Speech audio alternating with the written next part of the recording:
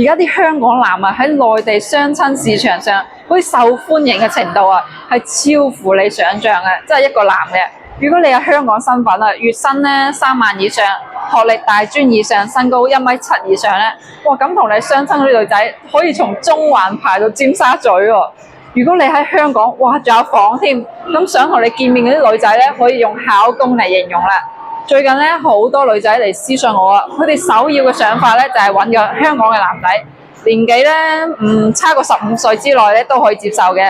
有啲咧仲要自帶房本啊！之前好多女仔喺我評論區度講，而家又唔係80年代喎，竟然仲有人想嫁香港。